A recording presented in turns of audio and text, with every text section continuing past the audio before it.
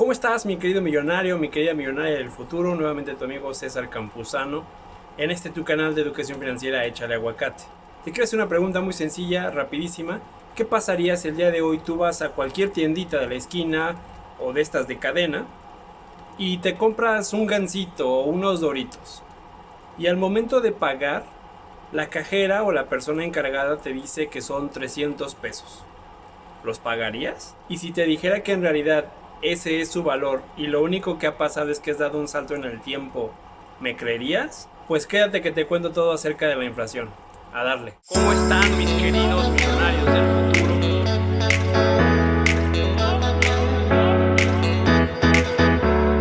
Si naciste al final de los 80s, recordarás probablemente que muchos de los productos que ahora consumes antes eran excesivamente baratos. Eso parece, ¿verdad? En este caso el valor llega a ser un tanto relativo, porque si bien con $2.50 comprabas una bolsita de papas, lo cierto es que también tus papás ganaban menos dinero, es decir, la moneda contaba con mayor poder adquisitivo. Ahora, si comparamos lo que tus padres ganaban en ese entonces contra lo que tú ganas ahora, la cantidad que tú estás haciendo hoy probablemente triplica o hasta quintuplica la cantidad que tus padres hacían hace 30 años. Pero lo cierto es que estás comprando aproximadamente las mismas cosas o incluso menos. Y si te habías estado preguntando por qué sucede esto, pues que te enteres que esto tiene nombre y apellido y se llama inflación. Trataré de evitar la mayor cantidad de tecnicismos y lo iré explicando lo más sencillo que se pueda. Vamos a suponer que cuando por fin salgamos de la pandemia, la economía en México se empiece a recuperar. Comienzan a haber nuevas inversiones extranjeras, comienzan a llegar nuevas plantas de manufactura, textileras, de lo que quieras. Tu municipio, tu ciudad, tu estado se empieza a desarrollar. Esto quiere decir que los inversionistas tienen mayor certidumbre de inversión y que las empresas probablemente estarán buscando expandirse ambiciosamente para recuperar todo lo que se ha estado perdiendo durante estos años. ¿Qué quiere decir esto? Que muy probablemente va a haber una gran etapa de bonanza, es decir, va a haber más empleos, van a estar mejor pagados, porque las empresas van a tener que competir entre sí para hacerse del mejor personal o del mejor capital humano. Y normalmente dime tú, ¿qué sucede cuando una persona tiene más dinero en su bolsillo? Exacto.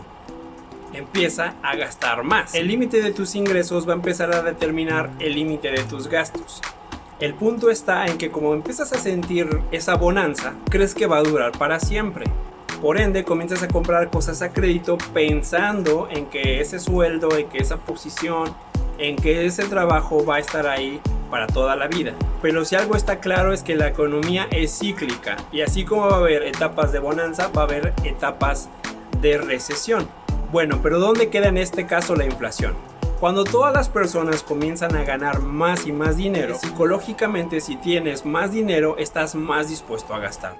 Y comienzan a comprar nuevas propiedades o comienzan a comprar más cosas en la lista del súper o comienzan a comprar otras cosas que le van dando calidad a su estilo de vida. ¿Qué sucede? Que si antes, por ejemplo, comprar un kilo, no sé, de jamón te costaba 130 pesos, pues ahora la empresa que produce el jamón dice, bueno, vamos a subir a 180 pesos y vamos a ver si el público lo sigue pagando. Tú, como estás ganando bien, pues no lo sientes y empiezas a pagar 180 pesos por algo que, entre comillas, no tiene ninguna justificación en esta primera etapa. Entonces las demás industrias dirán, bueno, ¿por qué el del jamón sí puede y yo no? Y entonces todo el mundo comienza a subir sus precios de manera desordenada. La batalla por el dinero que hay en tu bolsillo es tal que aunque tú estabas ganando en un principio muy bien y te estaba alcanzando para comprar más cosas, ese subidón de precios que no tiene pies ni cabeza comienza a darle en la torre al poder adquisitivo de tu dinero. Ahora, aunque estás ganando más, puedes comprar lo mismo o menos. Pero para que hablemos de inflación tienen que cubrirse dos factores específicos. Número uno es que la alza de precios sea generalizada. Quiere decir que si en tu colonia únicamente subió el precio de las tortillas y todo lo demás sigue igual, no hay inflación. Vamos a decir que en otra zona la plusvalía de las casas también subió. Eso tampoco significa que haya inflación. Todos los países determinan los productos indispensables que la mayoría de su gente requiere. A esto se le conoce como la famosa canasta básica. Evidentemente va a variar según los usos y las costumbres de cada país. En México, por ejemplo, ¿qué familia puede prescindir de cosas como el frijol, las tortillas y el chile? Apuesto a que son muy pocas. Entonces todos estos productos o industrias se van colocando a su vez en una aglomeración. Y en este caso el INEGI aquí en México, a partir de junio del 2011, fue quien empezó a medir qué productos son los que las personas consumen más o consumen menos, cuándo es que los consumen y cuánto están dispuestos a pagar. Aquí, cuando el INEGI detecta que hay un desorden en la alza de precios, sabes que en esta región o en todo el país se están subiendo mucho los precios en la canasta básica. Ahora, aquí entra el segundo de los factores que te comenté. El primero ya vimos que es una alza generalizada de precios, sobre todo y especificando la canasta básica. El segundo va a ser la concentración en el tiempo, es decir, por cuánto tiempo estas subidas de precios se han mantenido, que aquí es donde viene el desajuste real, porque evidentemente si solo fuese una estrategia de marketing que vas a aplicar por una quincena o por un mes y después bajan los precios, bueno, evidentemente no habría inflación, pero también sería casi imposible que todas las industrias se organizaran para hacer algo como esto. Entonces evidentemente a lo mejor unas por coincidencia lo están haciendo, pero muchas otras lo están empujando hacia arriba. Cuando el INEGI detecta la consistencia que esto tiene en el tiempo, prende todas las alarmas al Banco de México. En ese momento la estafeta le corresponde al Banco de México porque es el único que puede aplicar políticas antiinflacionarias. Pero antes de pasar al Banco Central, te quiero comentar que el INEGI cuenta con un índice precisamente que es el que va midiendo cómo se comporta el mercado, o los mercados en este caso, que es el INPC, el Índice Nacional de Precios al Consumidor. Este es importantísimo porque a partir de ahí se determina si la inflación está yéndose a la alza o por el contrario se está manteniendo bajo control. Y este índice, el INPC, está compuesto por 283 conceptos genéricos. Mide 235,000 precios en todos los mercados en 46 ciudades diferentes, que son las más desarrolladas o las más industrializadas. ¿Y qué es lo que mide este índice? Bueno, pues precios como el del cristal, materias primas, metales, vehículos, terrenos, etcétera, etcétera. Es decir, una combinación entre servicios y productos, y también van a entrar en el juego algunas otras industrias que son un poco más volátiles, pero ya iremos llegando a eso. Bueno, pues cuando el Instituto Nacional de Geografía y Estadística comienza con toda esta medición, empieza a determinar los montos, los porcentajes.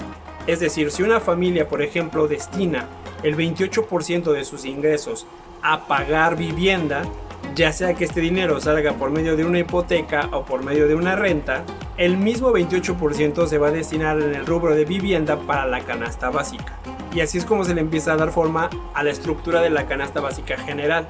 Otra cosa que no mucha gente conoce es que hay una canasta básica especial. De los 283 conceptos genéricos que ya te había yo comentado, se separan 82 que se van a revisar con un poco más de detalle en esta canasta básica especial. Existe también una gran alianza entre el sector privado y el sector público, precisamente para tratar de blindar el hecho de que los precios no se desordenen. Esto fue firmado en un pacto en 1988 y hasta la fecha es vigente.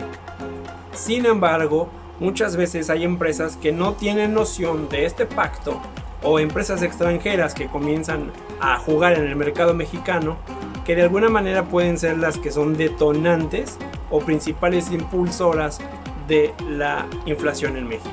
Y bien, evidentemente no todas las industrias, no todas las empresas se van a comportar de la misma manera. Hay algunas que van a tener un impacto más sensible en la volatilidad de los precios que hay en el mercado internacional. Otras que pueden ser seriamente golpeadas por decisiones gubernamentales, ya sean nacionales o incluso extranjeras. Por eso es que si algo sucede en Estados Unidos o hay alguna notificación de aquel lado del mundo, pues en México definitivamente va a repercutir. Saludos, Andrea Legarreta. Y sobre todo también hay industrias que son altamente sensibles a impactos del tipo de fenómenos meteorológicos o climáticos. Entonces, meter a todos los productos o todos los servicios en una misma licuadora y darle, distorsionaría demasiado el crecimiento o la volatilidad real de la inflación. Entonces, para tratar de estandarizar o nivelar la inflación, lo que se hace es que todos estos productos que son altamente volátiles o que pueden dar algún tipo de distorsión, momentáneamente salen del juego. Y entonces, con los productos y servicios que quedan, se calcula la inflación subyacente. En este caso, la inflación no subyacente es la que sí va a conglomerar todas las industrias, todos los servicios y todos los productos sin importar la volatilidad. Entonces ya acordamos que el INEGI se va a encargar de estar midiendo todo esto. Bien, ¿qué va a hacer con esta información? Ya también dijimos, se la va a pasar al Banco Central, que en este caso es el Banco de México, porque es el único que tiene la potestad para poder subir o bajar la palanca de las tasas de referencia. Vamos a regresar al ejemplo pasado donde ya superamos este tema de la pandemia, donde ya la economía está nuevamente marchando bien, donde ya estás ganando muy buen dinero, donde hay empleo, donde hay más inversión y donde normalmente la gente comienza a sacar más créditos. ¿Qué va a hacer el Banco Central? En este caso lo que va a hacer es subir la tasa de referencia. ¿Qué sucede con esto? Cuando las tasas son más caras, la gente se piensa dos veces en sacar un crédito. O normalmente eso debería de pasar. Con créditos más caros, evidentemente los créditos se reducen. Esto lo que va a causar es que haya menos dinero circulando en el mercado, por lo cual a las empresas se les baja la calentura de estar con los precios arriba y van a decir, chin, ya no me están comprando tanto, ¿qué hacemos? Bueno, pues ahora hay que bajar los precios. Y en teoría, con esta simple acción de subir la tasa, pues la inflación debería estar controlada. Pero en este caso, si no eres el gobierno y no tienes una gran corporación, ¿de qué te sirve saber esto de la inflación? Si tú, por ejemplo, quieres emprender un negocio y te das cuenta que la inflación está sube y sube y sube, significan varias cosas. Número uno, la moneda en la que tú estás por invertir está perdiendo poder adquisitivo a la misma velocidad con la que esté subiendo la inflación. Quiere decir que si tú inviertes en ese momento en tu negocio, probablemente los siguientes trimestres van a ser de pérdida. Es decir, que tendrías que tener una cantidad muchísimo más grande de respaldo que soporte la caída del poder adquisitivo de la moneda y en este caso el alza de los precios. Te va a ser más caro producir lo que sea. No sería el momento más lógico o más inteligente para emprender. Y evidentemente tampoco para invertir. De hecho, los grandes capitalistas, los grandes inversionistas que sí meten dinero en X o Y economía, cuando se dan cuenta que la inflación comienza a salirse de control, lo primero que hacen es retirar su capital. Precisamente esta acción de retirar su capital lo que hace es que la base o el respaldo en el que se estaba sustentando el valor de cierta moneda, si no tiene este soporte, pues se queda básicamente en el aire con los únicos recursos nacionales que tenga. Otra cosa, si estás pensando en invertir, pues igual la inflación es un punto de referencia de tantos que debes analizar sobre en qué instrumento deberías contemplar colocar tu dinero, ya que muchas veces, sobre todo por ejemplo los bancos, ni siquiera superan la inflación, es decir, el rendimiento quedaría en negativo. Ejemplo muy rápido, tú inviertes por ejemplo 100,000 pesos. La tasa de referencia que el banco te da, vamos a decir que es del 3%. Es decir, al final del año tú estarías recibiendo 103,000 pesos. Pero la inflación anual se fue, por ejemplo, al 5%. Quiere decir que hay 2 puntos porcentuales de pérdida de dinero. ¿Qué significa esto? Que si tú estabas juntando ese dinero para comprar, no sé, por ejemplo, un lote muy pequeño, ¿no? A principios de año a lo mejor tú dijiste, bueno, voy a poner ese dinero en el banco que me genere dinero y al final compro mi lote. Cuando termine el año, ese lote va a costar 105,000 pesos y lo único que tú juntaste en el banco fueron 103,000, es decir, todavía tendrías que poner 2,000 pesos. Así es como empiezas a ver de manera más clara los efectos de la inflación. ¿Dónde puedes checar el comportamiento de la inflación, ya sea subyacente o no subyacente o la general? Bueno, pues te voy a dejar en la descripción el link del Banco de México donde tienes la información real y en la cual puedes fundamentar tu toma de decisiones mercantiles o de inversión. Para concluir te voy a dejar aquí la tabla de cómo va la inflación en México a fecha del mes anterior, ya que este no concluye todavía. Y también te voy a dejar aquí una tabla comparativa de cómo van las economías del mundo en temas de inflación con esto del coronavirus. Pues bien, mi querido millonario, mi querida millonaria del futuro, recuerda, mi nombre es César Campuzano. Sígueme por favor en mis redes sociales. Estoy en Facebook como Échale Aguacate Educación Financiera, en Instagram como échale.aguacateef. Suscríbete a este canal si el contenido te está pareciendo relevante, dale like y comparte. Sin más por el momento me despido. Recuerda que nos vemos el siguiente lunes y yo te quiero ver arriba. Chao, chao. Aquí cuando el INEGI... Vamos a dejar...